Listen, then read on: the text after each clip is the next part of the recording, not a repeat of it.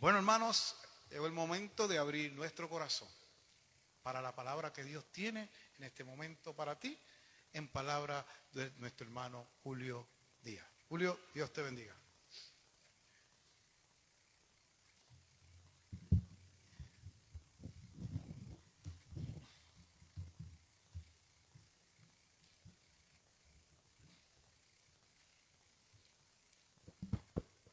Ay. Feliz sábado. Que Dios me los bendiga de forma especial en esta hora. Y que así juntos como estamos, podamos estar preparados cuando Cristo venga para ir al cielo juntos. Cuando ese día llegue va a ser maravilloso, hermanos. Porque usted va a estar allí parado. Y va a mirar para el lado y va a ver a Elena. Y a María. Y a José. Y va a estar allí Jesús Rivera. Y van a estar allí todos los que estamos aquí. Y vamos a decir, Macao 2 dice presente en el cielo. Gloria sea al Señor. Y cuando eso pasa, hermanos, entonces nosotros vamos a estar mirando a Cristo Jesús de una manera diferente porque nuestros pensamientos han sido totalmente transformados. Y yo sepa, hermanos, que cada uno de los que estamos aquí queremos estar allí también. Porque si no, hermanos, estamos perdiendo el tiempo viniendo aquí. Así que nosotros queremos estar allí con Cristo cuando Cristo venga en las nubes de los cielos y decir, he aquí nuestro Dios, le hemos esperado y Él nos salvará. Nos gozaremos y nos alegraremos en su salvación. Y entonces nos diremos como Job, no, yo voy a ver a Cristo y lo voy a ver con estos mis ojos, porque Él tendrá misericordia de la hechura de sus manos. Qué maravilloso es Dios, ¿verdad que sí? Pero este no es el sermón, pero es importantísimo que cuando nosotros vengamos a la iglesia, vengamos con esta esperanza y con ese deseo y con ese fervor que solamente caracterizan a los que tienen la esperanza puesta en Cristo. Definitivamente, porque si no, entonces venir a la iglesia se convierte en un ciclo monótono, en un ciclo que no tiene, que no tiene sabor, es insípido. Pero cuando venimos aquí con el corazón puesto en la esperanza pura de la resurrección y de la salvación en Jesús, entonces nosotros vemos las cosas diferentes y el Señor nos ayuda para que también podamos compartir este mensaje y este entusiasmo con las personas que están alrededor nuestro. Que Dios nos ayude, ¿verdad que sí, hermanos? Que Dios nos bendiga y que el Dios del cielo levante esta iglesia para que el Señor brille en su luz. Oramos. Querido Padre, gracias por la oportunidad que tú nos das de poder, Señor, estar en tu iglesia. El privilegio, Señor, santo, de haber conocido este mensaje. Señor, gracias por Jesús. Y gracias, mi querido Dios, porque hoy, Señor, tú te dignas a poner este siervo tuyo en tus manos. Por favor, Padre, cúbreme y ayúdame, Señor, en el nombre de Jesús. Amén. Hoy es importante, ¿verdad que sí? Hoy vamos a estudiar la Biblia. Todos los días estudiamos la Biblia, pero no la estudiamos así, como Dios manda, ¿verdad que sí? Solamente la leemos y vemos las cosas y por ahí pues nos damos cuenta de algunas de las pequeñeces que hay, pero sencillamente necesitamos estudiar la Biblia y por supuesto cada una de las cosas que están escritas, especialmente ahora, como estaba hablando con Edwin, los salmos se han convertido para este semestre en un libro nuevo para nosotros, ¿sí o no?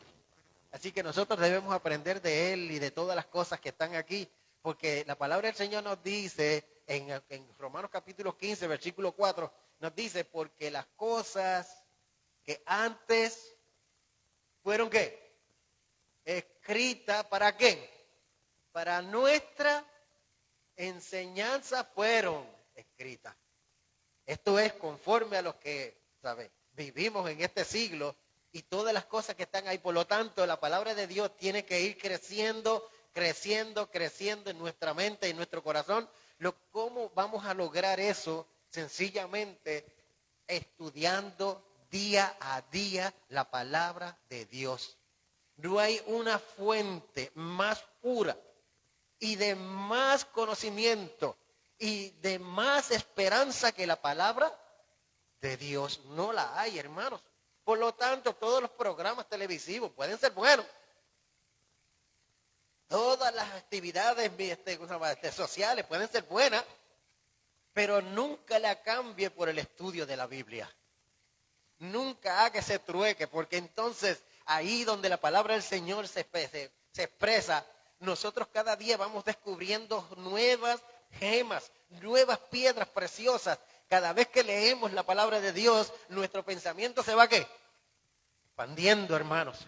A tal grado que la luz de Dios va penetrando en nuestro corazón. Y como dice Pedro, hasta que el día esclarezca y el lucero de la mañana aparezca ¿dónde?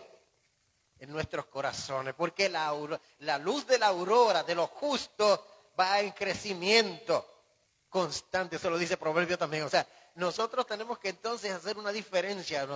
Miren, yo puedo estar en casa y todo el mundo puede estar en casa.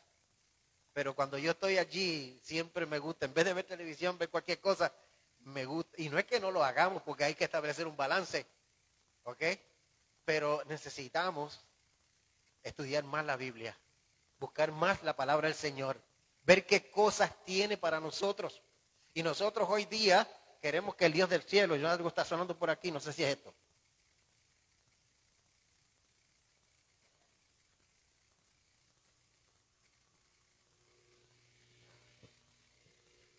Es que no quiere que yo predique hoy.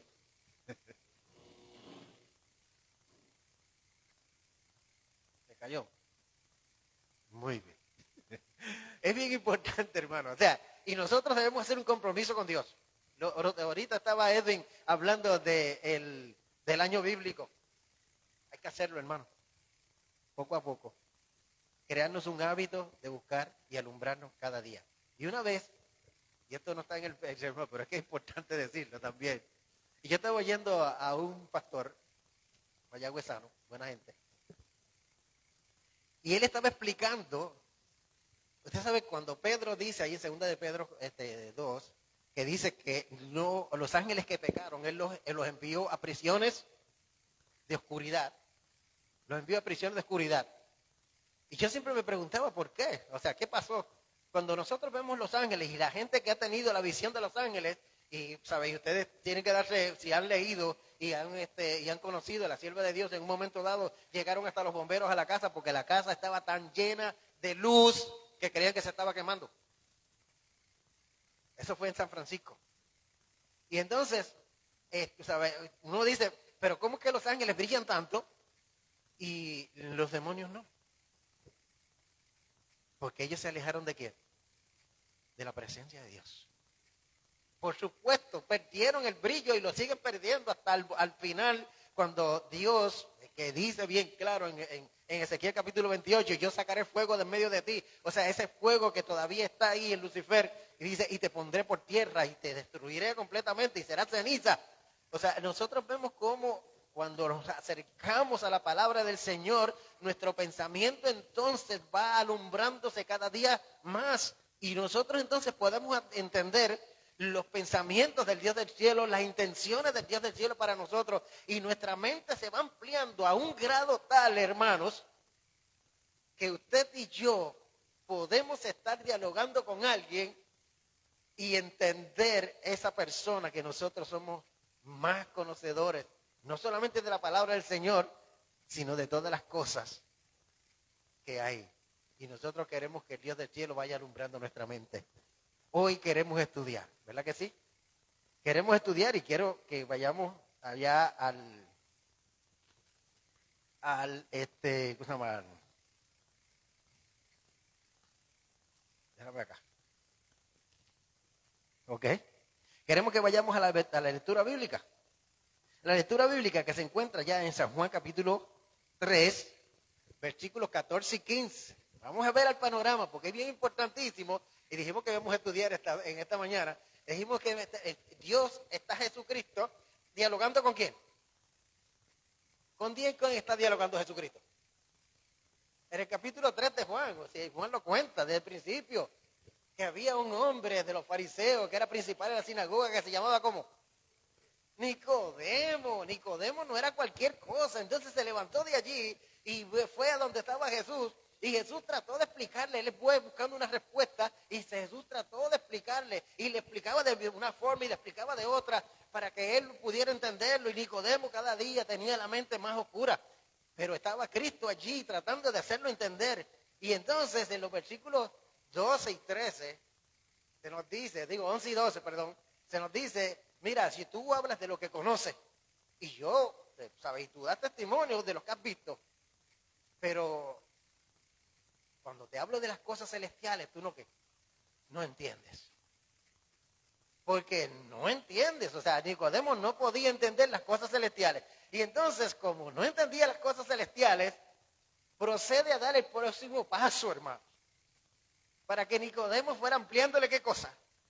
La mente, el conocimiento, porque él tenía conocimiento, conocía la Biblia. ¿Ustedes creen que conocía la Biblia?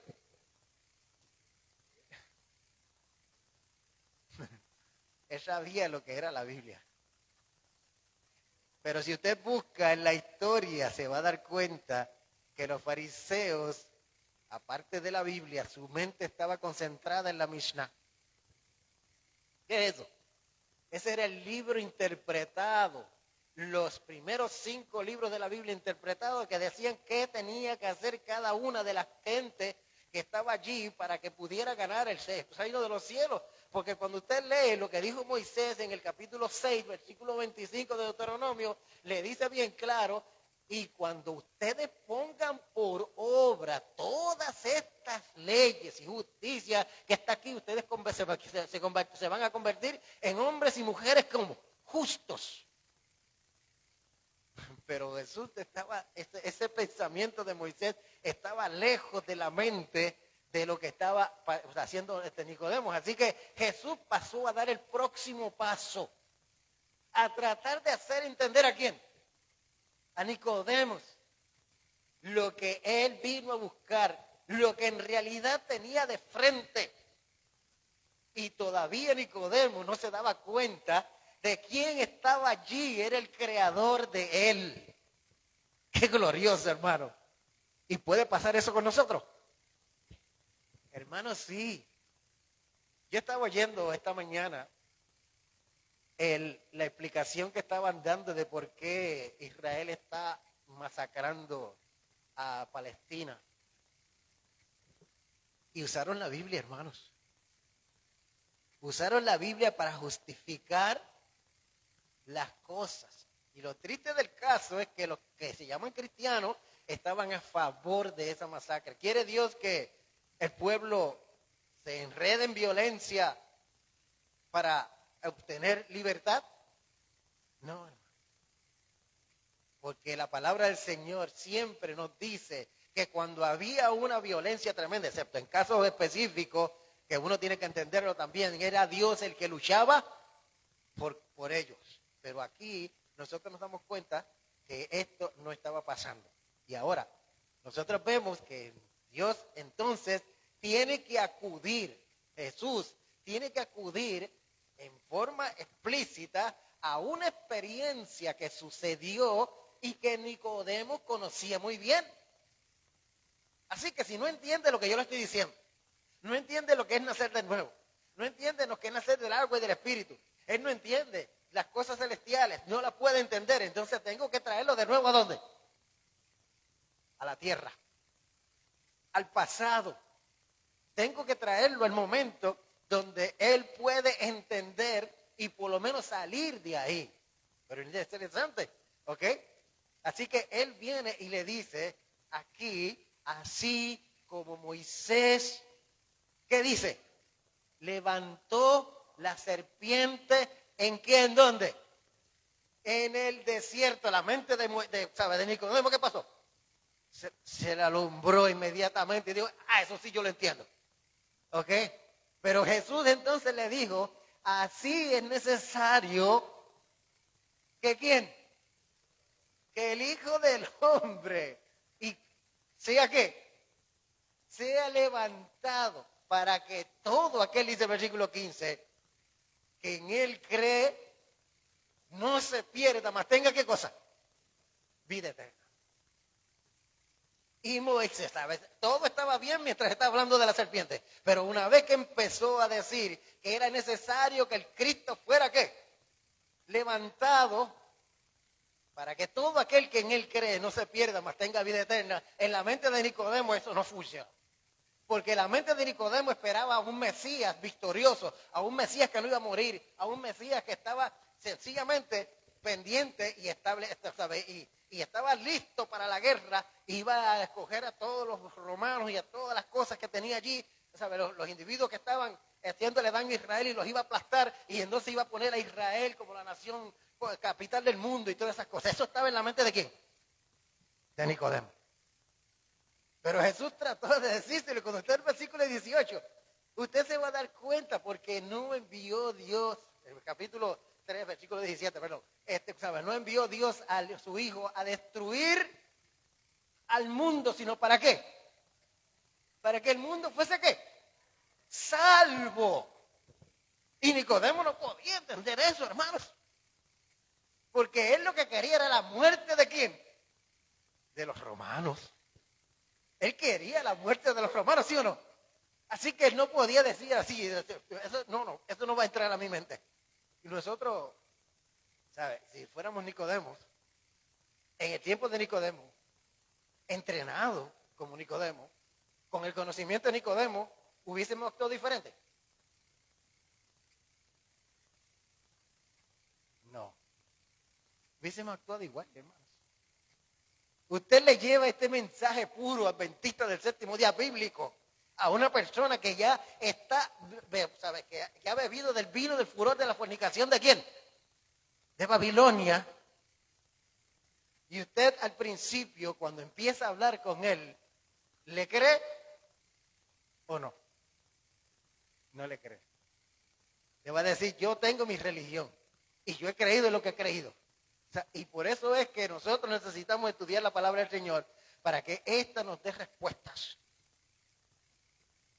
Para que entonces nosotros podamos entender por qué Jesús llevó a Nicodemo de vuelta al pasado. ¿Se dan cuenta, hermano? ¿Por qué Jesús llevó a Nicodemo de vuelta? ¿A dónde? Al pasado. Hermanos, si nosotros queremos ir de vuelta al pasado para ver qué pasó allí, ¿sí o no? Vamos a buscar Números, capítulo 21.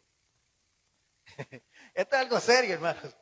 Porque cuando nosotros estudiamos la Biblia, yo empiezo a hacerle preguntas a Dios.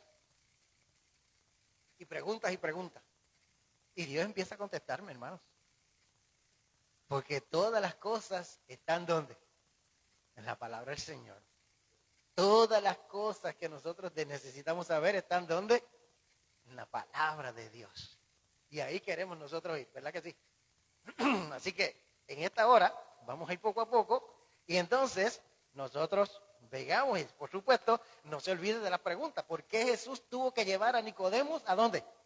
Al pasado. ¿Qué intentaba Jesús hacer para que Nicodemo pudiera entender lo que era Jesús, lo que era la misión de Jesús, lo que era el Mesías, lo que realmente significaba que serían benditas en él todas las naciones de la tierra, lo que realmente significaba que si comíamos de su carne y bebíamos de su sangre teníamos ¿qué? Vida eterna. Y cuando él habla con Marta que le dice, yo soy la resurrección y la vida, el que esté muerto, el que cree en mí, el que esté muerto, ¿qué va a hacer? Va a vivir. Y nosotros tenemos que creer eso en Cristo Jesús. Por lo tanto, tenemos que ir al pasado. Y por supuesto, nuestra vida entonces, cuando matamos a ese viejo hombre que ha estado todo el tiempo rondeándonos a nosotros, entonces empezamos a ver cosas nuevas en la palabra del Señor. Así que comenzamos, ¿verdad que sí? Y vamos a ir al capítulo 21 de Números. Capítulo 21 de Números. Fíjense que ya el pueblo está casi llegando ¿a dónde? A la Canaán. Allí está, pero tiene dificultades. ¿Ok? Todavía no se habían cumplido los 40 años de peregrinación. Ahora, lo interesante de todo esto es Cuando usted se pone a pensar en todas estas cosas, cómo Dios metía al pueblo de Israel en los distintos lugares que habían allí, que lo llama desierto, pero que en realidad no es inhóspito. ¿Por qué? Porque tiene sitios que la gente vivía todo el tiempo allí. Ahora, nosotros vemos a Israel metido en ese sitio, dando círculos y metiéndose en todos los lugares de ahí. Y entonces vemos que pasa algo interesante. Alguien que me lea, capítulo 21, versículos del 5 al 9. Tengámoslos en la mente. Por favor, pásale el micrófono a la persona que levante la mano. Yo no sé quién. Vamos acá. ¿Qué nos dice? ¿Quién va a leer? ¿Quién va a leer? Y habló el pueblo contra Dios y contra Moisés. ¿Por qué nos hiciste subir de Egipto para que muramos en este desierto? Capítulo 21. 21 del 4. De número.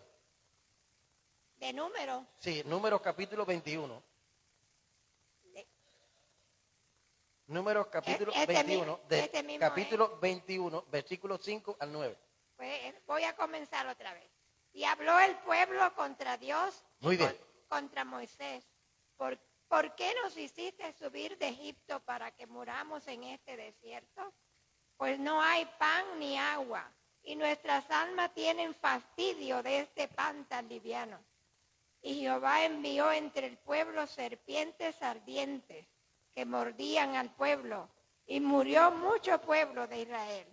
Y entonces el pueblo vino a Moisés y dijo: hemos pecado por haber hablado contra Jehová y contra ti. Ruega a Jehová que quite de nosotros estas serpientes. Y Moisés oró por el pueblo. Sigo. Hasta el 9. Hasta el 9. Y Jehová dijo a Moisés: hazte una serpiente ardiente y ponla sobre un asta. Cualquiera que fuere mordido y mirare a ella, vivirá. Y Moisés hizo una serpiente de bronce y la puso sobre un asta. Y cuando alguna serpiente mordía a alguno, miraba la serpiente de bronce y vivía. Qué tremendo, ¿verdad que sí? Y nosotros decimos, pero qué cosa más simple. Sin embargo, Dios cambió todo el procedimiento. ¿Sí o no? Porque Dios quería enseñarle una lección. Mire, el pueblo comenzó ¿a qué? A murmurar. ¿Y qué es eso? A hablar mal. ¿Y qué mandamiento es el que estaban violando? ¿Cuál mandamiento? El 9. No dirás falso testimonio contra quién. Pero ustedes saben, ¿no es cierto? O sea, y eso cuando uno está murmurando, uno está diciendo cosas que no son ciertas de alguien que no somos nosotros, ¿sí o no? ¿Estamos entendiendo?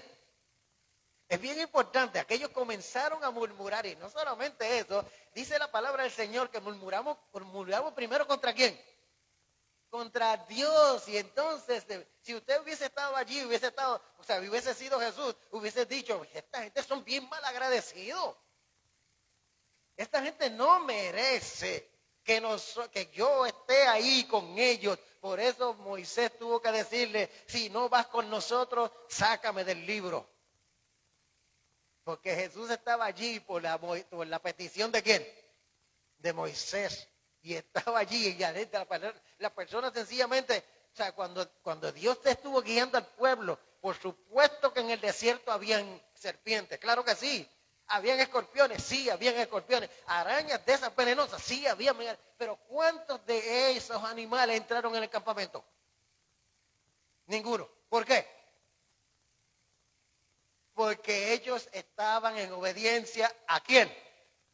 A Cristo y el favor de Dios, porque la salmista lo dijo: Jehová acampa alrededor de los que le temen ¿y qué? Y los defiende.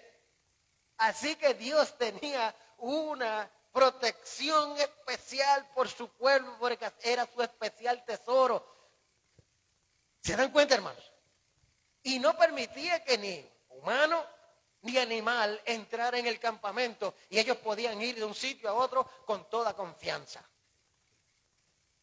Y hablaron contra Moisés. ¿Qué pasa cuando usted y yo, hermanos queridos, comenzamos a quejarnos de las cosas porque estamos pasando por situaciones difíciles?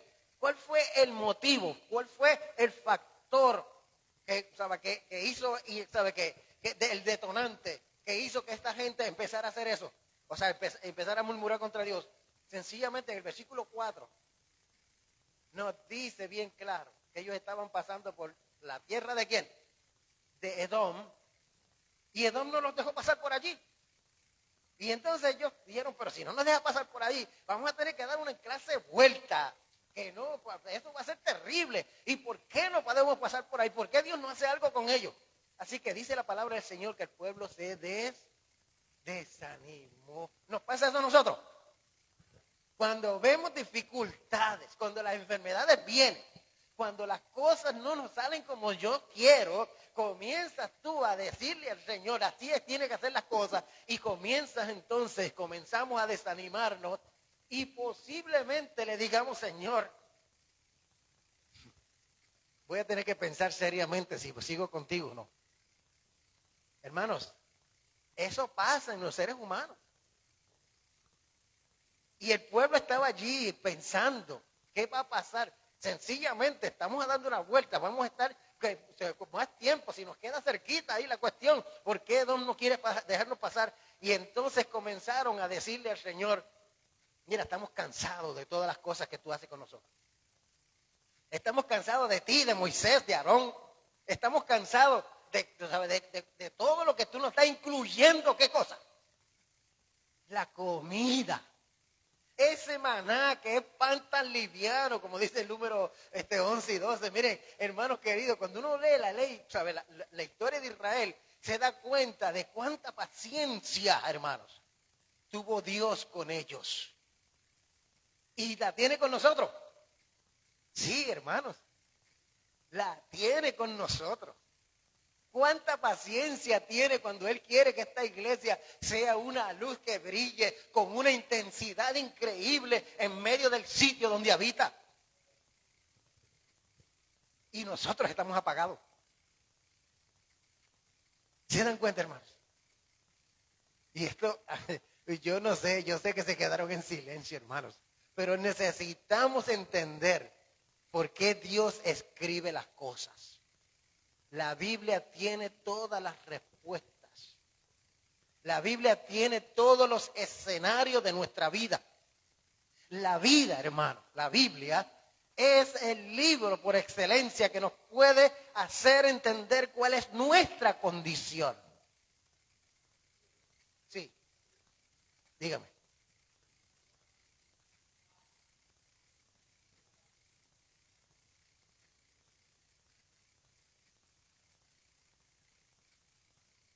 Vuelve y repíteme la pregunta y dale el micrófono.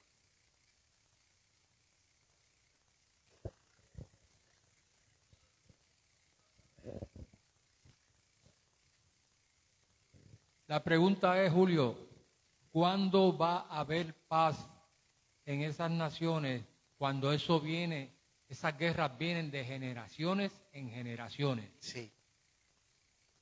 Cuando la gente que está ahí, en ese medio ambiente, acepte a Cristo Jesús como su Salvador personal. ¿Sabe por qué? Ni los judíos lo aceptan, ni los árabes lo aceptan, ni los egipcios, ni los turcos, ni nadie acepta a Cristo Jesús como su Salvador personal, porque ellos tienen otros dioses. Y cuando pasa eso, Dios no puede intervenir para traer paz. Porque cuando tú ves Isaías 9:6 dice, ¿príncipe de qué? De paz. ¿Y a quién se está refiriendo? A Jesús. ¿Me entiendes? O sea, si se refiere a Jesús, el que va a traer paz a esas naciones va a ser ¿quién? Jesús. Y en el capítulo 14 del Evangelio de Juan nos dice bien claro, versículo 26 en adelante, dice, mi paz os doy, no como el mundo Sí, no se turbe vuestro corazón, ni tengáis ¿qué? Miedo. Cuando acepten a Jesús, entonces habrá paz en ese medio ambiente. Pero Pablo, y estamos aquí haciendo un paréntesis, pero Pablo te dice, en 1 Tesalonicenses 5:3, dice que cuando digan paz y seguridad, entonces vendrá ¿qué cosa? Destrucción repentina, como a las mujeres los dolores de parto, y no escaparán. ¿Se dan cuenta, hermano? Estaba oyendo yo a un individuo explicando que Jerusalén, o sea, el pueblo israelita actual, que le dicen judíos, pero que son israelitas, va a tener un papel preponderante en el último tiempo. Hermanos queridos, si no tienen a Jesús, ellos son instrumentos no de Cristo, de otra gente. Así que es importante, ¿verdad que sí? Pero volvamos acá, vamos al desierto de nuevo. Es importante, está contestada, Chu. Muy bien, eso es importantísimo. O sea, fíjense lo interesante de esto. Entonces, el pueblo está allí murmurando y se desanima y empieza a murmurar. Y Dios entonces le da una instrucción a Moisés que no estaba en los libros antes. ¿O sí? ¿No? Una instrucción nueva, completamente. Hazte una ¿qué? Una serpiente. Una serpiente. ¿De qué? De bronce. Miren, el procedimiento normal que se usaba para el perdón y la sanidad del pueblo era cuando el pueblo pecaba, entonces el pueblo, y esto lo pueden leer en Levítico, el pueblo daba, ¿sabes? Se sacrificaba un toro por el pecado del pueblo. ¿Y dónde se sacrificaba? En el altar ¿de qué? Del sacrificio, que era ¿de qué metal? De bronce, ¿sí o no? Allí el altar del sacrificio, que estaba a la entrada, representaba la cruz o el sacrificio ¿de quién? De Cristo. Allí estaba el Cordero, la intercesión continua desde por la mañana hasta el otro día. Y se repetía todo el tiempo. Y era la forma en que Dios iba perdonando a cada uno, no importaba dónde estuviera él. Si estaba en un sitio lejano, como pasaba cuando Daniel oraba, se ponía con su mente, o sea, con su vista puesta directamente a Jerusalén. Y entonces allí oraba pensando en el sacrificio, aunque no estaba el templo en el tiempo de Daniel, él pensaba que sí, el sacrificio estaba allí. La fe de Daniel lo hacía diferente. Pero aquí entonces Dios le da una orden diferente, porque ya Dios había establecido la forma en que el hombre se va a salvar, ¿sí o no? Pidiendo perdón. Pero el pueblo aquí entonces reconoce el problema que tiene, reconoce que si sigue así, porque había muerto mucha gente, iba a morir el pueblo entero y ellos cogieron miedo. Y entonces de momento, entonces le dicen: Moisés, por favor, ora a quién, a Dios, órale a Dios para que saquen estas serpientes de aquí. Pero Dios la sacó. No, hermano, no la sacó. Él no sacó la serpiente hasta que el pueblo se consagró completamente. ¿A dónde? A Cristo. Y entonces nosotros vemos cómo entonces Dios le dice a Moisés: levanta, hazte una serpiente y levántala. Levántala. Y todas las personas, imaginen un campamento de ¿cuántas personas? Casi 3 millones de personas. O sea, estamos hablando del pueblo de Puerto Rico. En un espacio pequeño, porque era el desierto. Y las serpientes estaban en todos lados. O sea, imagínense lo alto que tuvo que levantar Moisés aquella serpiente, para que el pueblo de Dios pudiera verlo, pudiera establecerlo. Por supuesto, tenían que hacer algo más grande que eso. Entonces allí Moisés levantó aquella serpiente. Pero nosotros decimos: bueno, pero la serpiente ¿Qué símbolo? ¿De qué? El símbolo de Satanás, ¿sí o no? Satanás usó la serpiente en el Edén para engañar ¿a quién? A Eva. Estamos estudiando la palabra del Señor, hermanos. O sea, fíjense, engañando a Eva, serpiente. Y la palabra del Señor nos dice que fue lanzada el dragón, la serpiente antigua, la que se llama diablo, y Satanás fue lanzado fuera y sus ángeles fueron lanzados, ¿dónde? Fuera también. O sea, entonces Satanás, la serpiente, es símbolo ¿de quién? ¿De quién? Del diablo. ¿Sí o no? Hágase la pregunta, hermano. La serpiente es el depredador más efectivo que tiene, o sea, que hay en el planeta Tierra. Cuando él dice que va a coger una presa, la coge porque la coge. Y nosotros tenemos un enemigo que se llama diablo, que es astuto en gran manera y se compara en la palabra del Señor. ¿Ok? Y por supuesto, él tiene un veneno que nos inyecta a nosotros que se llama ¿cómo? Pecado. ¿Y ese pecado qué pasa? Nos mata, nos separa ¿de quién? De Dios, así como está establecido en Isaías capítulo 49, versículo 59:2. Dice que nuestras iniquidades han hecho separación entre Dios y nosotros. Entonces nos separa de Dios ese veneno y por supuesto la palabra del Señor nos dice que el veneno, que se llama pecado, produce ¿qué cosa? La muerte. O sea que nosotros estamos en el mismo desierto y en la misma situación que estaba el pueblo israelita. Nosotros estamos en esa misma situación, estamos en este mismo desierto, porque separados sin Dios, o sea, separados de Dios, sencillamente es un caos total. El pecado hace que nosotros entonces entremos en una situación donde nos convertimos en enemigos de Dios y por supuesto estamos sentenciados a muerte y cada uno de nosotros, hermanos, está sentenciado a muerte también, porque la paga del pecado es ¿qué? La muerte.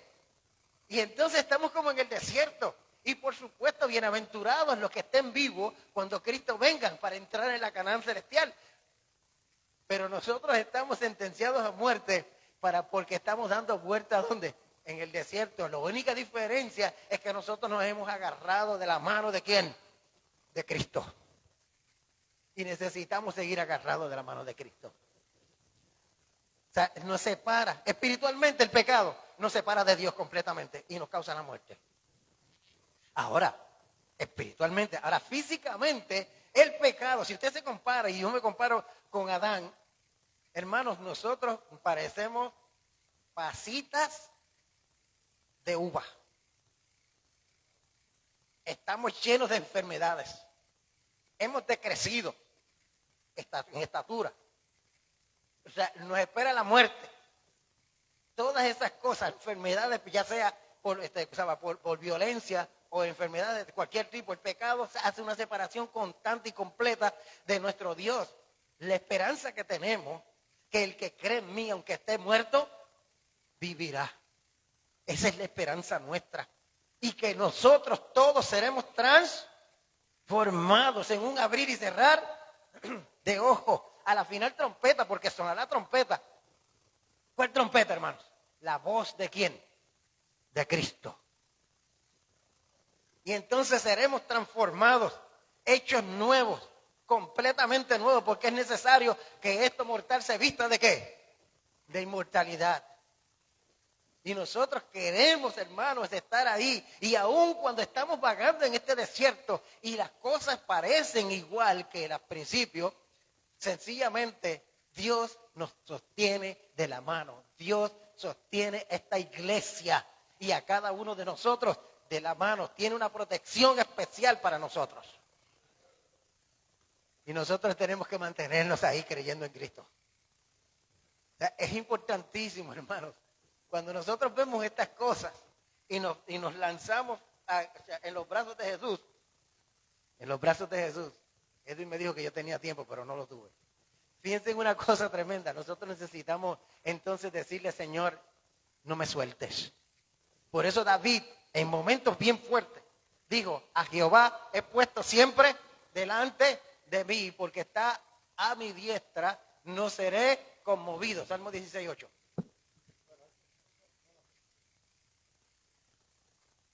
Había que hacerlo. Porque no te lo lleves. ¿Qué es esto? Ahí es donde está. Estamos entendiendo, ¿verdad que sí, hermano? Estamos estudiando la palabra del Señor. Así que nosotros queremos que Dios nos ayude y nos ilumine para poder entenderla. Amén. Amén. Gloria sea al Señor. Estamos en el desierto y aquí ya estaba. Y cuando levantaban cuando levantaban la serpiente, la pusieron en un asta bien alta, bien brillosita. Y la gente que lo miraba tenía que ejercer fe. ¿En qué, hermanos? ¿En qué tenía que ejercer fe? En la palabra dicha por quién. Por Dios, hermanos. Toda escritura es inspirada divinamente. Fíjense lo interesante. Estaba allí, pero esa fe tenía que ser una fe activa, sencilla y entregada completamente. Así como cuando Dios le habla a Abraham, Él le dice, sal de tu pueblo y de tu parentela. Porque allí había mucho pecado, como lo explica Josué en el capítulo 24, versículos 2 y 3 de Josué. O sea, había mucho pecado, idolatría, inclusive los padres, los hermanos de Abraham, todos eran idólatras. Y Dios dijo, salte de ahí, no te quiero ahí. Y él sencillamente cuando salió con una esperanza porque Dios le hizo una promesa. Haré de ti una nación grande, que la gente no podrá contar. Y serán benditas en ti todas las familias de la tierra. Allí estarás. Y ¿sabéis qué pasó con Abraham? Creyó a Dios y la palabra del Señor nos dice que su fe era tan sencilla, una fe de niño. Cuando Dios le fue a dar la clase a los discípulos, cogió un niño en el capítulo 18 de Mateo, cogió un niño, lo puso en medio de eso. ¿Y qué dijo? El que quiere entrar en el reino de los cielos tendrá que ser como ¿qué? Como este niño. Y uno dice, pero ¿cuál es la diferencia entre uno grande y uno pequeño? Sencillamente, el niño cuando está en tus brazos se mueve para todos lados porque él sabe que tú lo vas a sostener. Y esa confianza que desafía todo peligro es la que tenemos que tener nosotros. Es la que tuvo aquellas personas que fueron salvas y sanas cuando miraron a la cruz. Es la fe que tuvo Abraham cuando Dios le prometió, a ti y a tu descendencia le daré esta tierra. Y serán benditas en ti todas las naciones de la tierra. Y Abraham creyó y Dios lo contó por justicia en el capítulo 15, versículo 16. O sea, nosotros necesitamos esa fe cuando se miraba la serpiente, sencillamente había que hacerlo con la fe de Abraham, había que hacerlo con la fe de un niño, había que hacerlo con una confianza que no podía moverse. Por eso es que Santiago dice, si nosotros pedimos algo, pidámoslo con fe, porque el que duda es como la ola de ¿qué? De la mar. Va de aquí para allá. No se sabe si está en Dios o en el diablo. Entonces, cuando miraban allí con esa fe de Abraham, con esa fe de aquel carcelero que dijo, señores, ¿qué debo hacer para ser salvo? Y Pablo le dijo, y Silas, cree en el Señor Jesucristo y tú y tu casa serán salvos. ¿Había algo diferente en Jesús? Claro que sí. Y así, cuando estaba hablando Jesús con Nicodemo, lo lleva y le dice a Nicodemo, a quien tú tienes que mirar fijamente es al Mesías, es a Cristo. Pero Nicodemo no entendió eso, pero nos dice a nosotros también, hermanos. Y yo quiero que en esta mañana, hermanos, porque no quiero tomar más tiempo, ya son las 12, y he hablado mucho. Necesitamos, hermanos, mirar a Cristo con la fe de Abraham. Yo no sé si ustedes podemos hacer algo para entender eso. Pero tenemos que depositar en Jesús nuestra entera confianza, nuestro entero ser. No importa lo que me pase, Jesús va a estar conmigo. Por supuesto, no vaya a ser que te trepen en un pináculo y como le hicieron a Jesús, y tírate para abajo. Hay que también usar la mente, ¿no es cierto?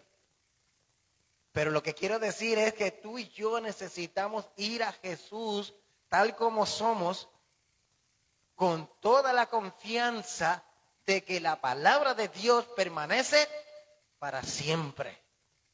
De que las promesas de Dios son fijas y eternas. De que Dios está interesado por salvarte y salvarme a mí. De que Dios va a hacer cualquier cosa que sea que esté en su mano para poder cuidarte y poder llevarte con bien hasta el momento en que selle tu vida, como dice Pablo, con el Espíritu Santo.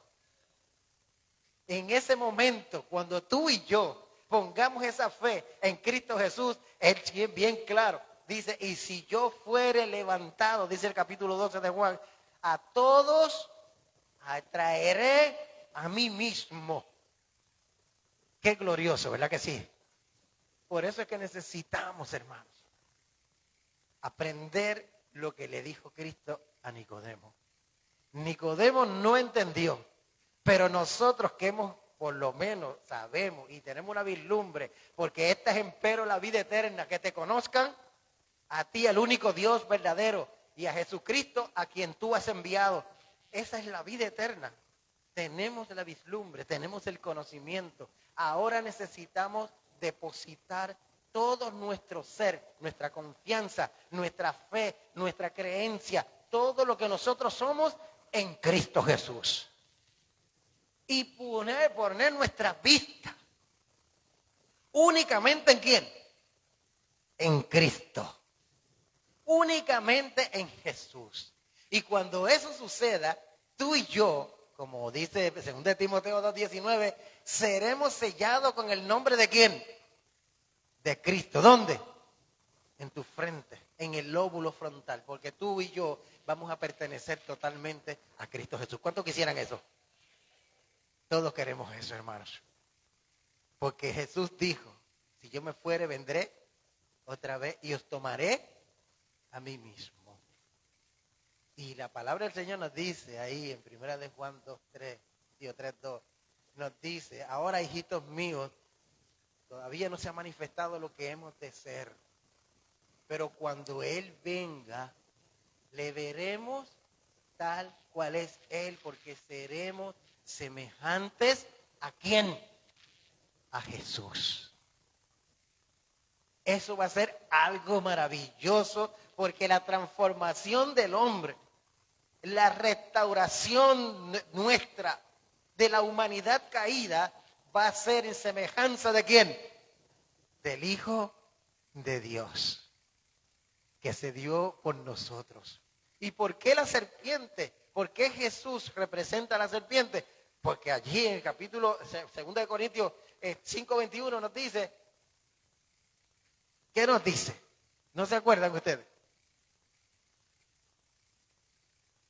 Porque siendo sin pecado, Dios lo hizo pecado. ¿Para qué?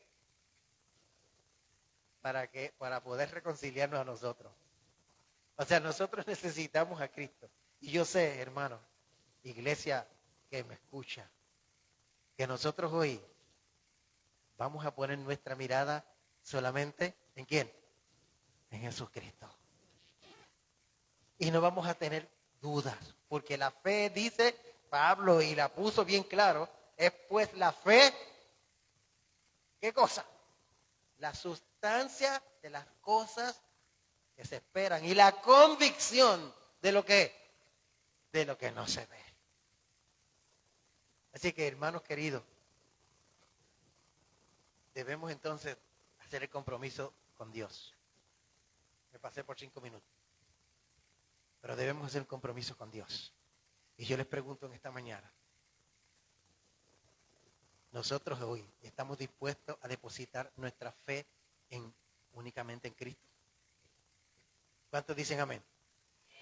Amén. Queremos entonces que el Señor, así cuando lo miramos, seamos declarados salvos. Amén. Amén. No que nos sane de la enfermedad que hemos cogido, pero hermano, que nos salve de la muerte eterna. Que Dios nos ayude, hermanos, para que podamos levantarnos, hermanos, para que podamos llevar esta vida, pero solamente en Cristo Jesús. Y por supuesto, no saliéndonos, no miren a más nadie, miren a quién, a Cristo. Oramos. Padre, gracias por estar aquí con nosotros, porque tu palabra, Señor, nos enseña, nos va dirigiendo, nos va ayudando a entender tu propósito en nuestra vida. Y nos da también, Señor, la solución para el problema tan grande que tenemos del pecado. Por favor, Padre, ilumina nuestras mentes con tu palabra y permite, Señor, que al salir de aquí, Señor, no nos olvidemos de que tú debes ocupar el primer lugar en nuestra vida. Por favor, bendice esta congregación. Cada uno de los que estamos aquí, permite, Señor, que el Espíritu Santo nos guíe hasta, Señor, llegar a donde está tu morada. Bendícenos y cuídanos, Padre, en el nombre de Jesús. Amén. Amén. Bien, nos vemos.